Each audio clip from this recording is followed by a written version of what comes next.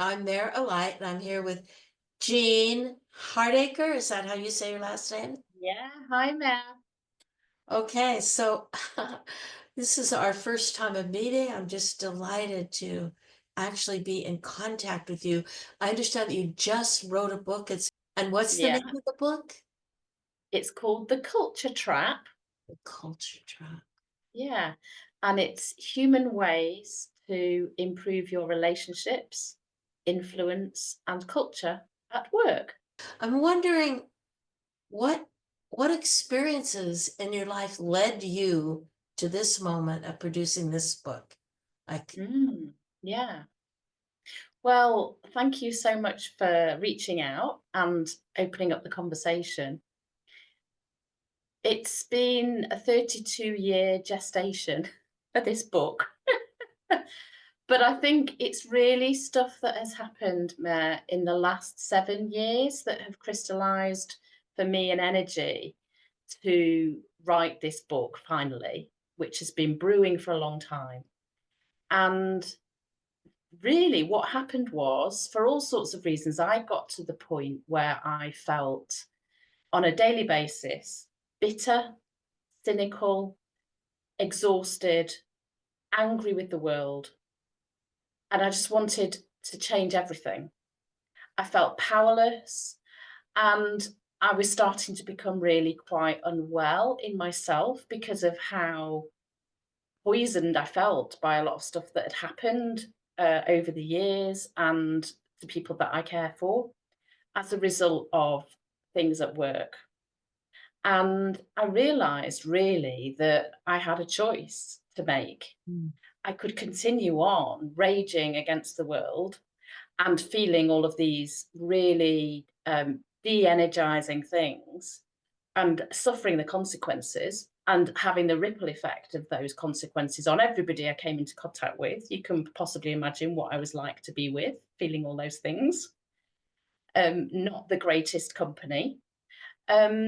Or I had a choice to do something and to change me, to change the way I was making sense of what had happened, to change the way I was thinking, feeling, and then behaving. And I decided to start to experiment with what could I change in myself. And through that, I have been through a real revelation about the difference that can make little me, little insignificant me, and how much difference that can make.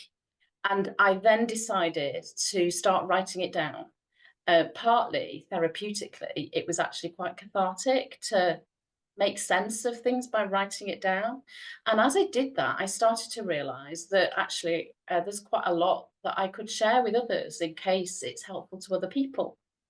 And I also realized that this is what I've been working with teams and leaders at organizations on for many years. And it was a new way of framing it.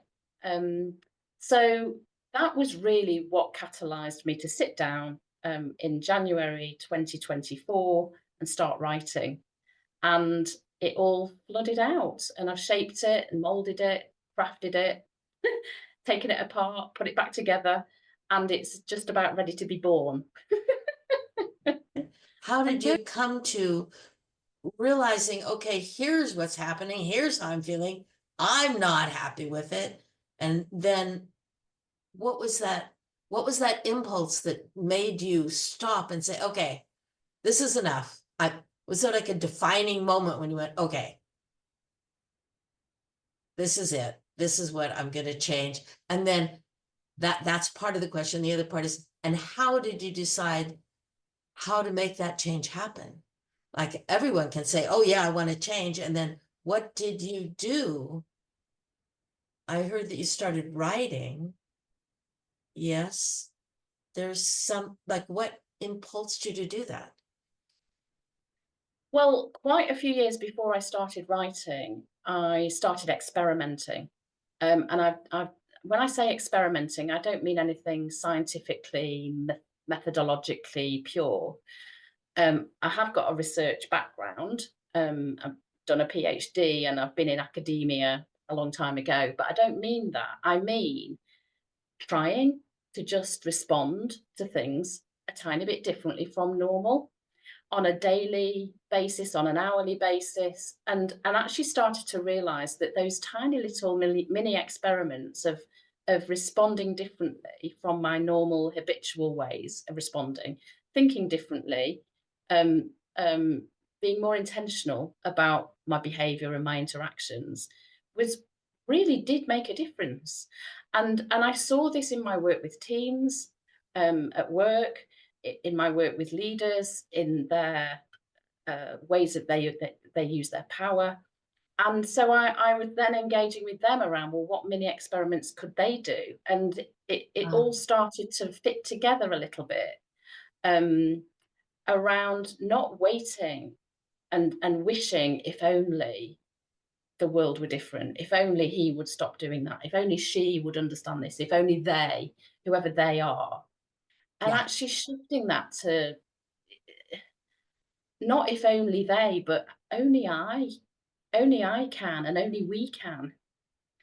Um, and I've deliberately moved away from any formal roles of responsibility, authority, power. I don't have any of those roles in my life.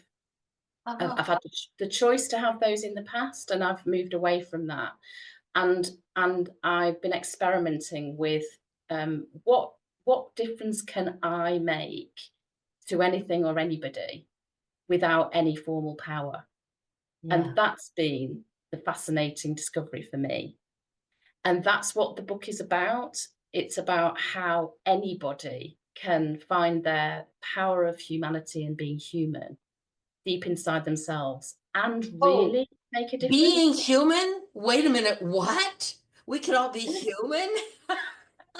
I just love that. I'm hearing that what you did, and see if I'm getting you here, is that you realize in your academia, in your roles, and what you were doing, helping culture, leadership, all this that you were doing, there was something that you were missing about uh, the inner, your inner well-being, like to come from when you said experimenting, like what could you do within yourself that could change your experience? Am I am I with you? Is that so? It was basically a personal, like an inside job. First, you start It was there. it was very much and still is inner work first and foremost, Uh, and inner work that I then am very willing to share, not because I've got it right or that I've cracked this or that I know how to do this now, but because the discovery of and experimenting and making mistakes and trying things and finding some things work well and some things don't, for me is all part of what I can share and other people might feel inspired by. yeah. And it's letting go of this quest to be a perfect person in other people's eyes, because it's absolutely punitive to do so, and it will never happen. And so this gentleness to be imperfectly me and amazingly me at the same time, not because I'm any more imperfect or amazing than anyone else, but to inspire everyone else to show up as their imperfectly human and amazing selves as well. And that shifts the whole conversation with a person, Yeah. because we can let go of all of the pretense and all of the chasing each other's approval or fearing people's disapproval. And what I find really fascinating about this, Maya, and um, I don't know whether this is something you've also experienced or observed, is people maybe sometimes saying, "Oh, well, that's all about being soft and not holding yourself to account and letting yourself off the hook and being wishy-washy." And what I've found and what is revealed, particularly when I use this type of work with people at work, is it has the opposite effect. It helps people to take more responsibility for themselves, to to be more accountable, but not in the traditional, conventional managerial. punitive, dominating way, but it's Yes. a meaningful way that leads to change because it gets rid of the terror of being wrong, of making mistakes, of not being quite right, of messing up, getting egg on our face. Because the more at work that we're in that terror mindset, the more we will just go into self-protect mode. And that takes us out of all the collaboration and curiosity and openness to other people's perspectives that really underpins innovation and results at work. So there's some really fascinating paradoxes in this that I really find energizing.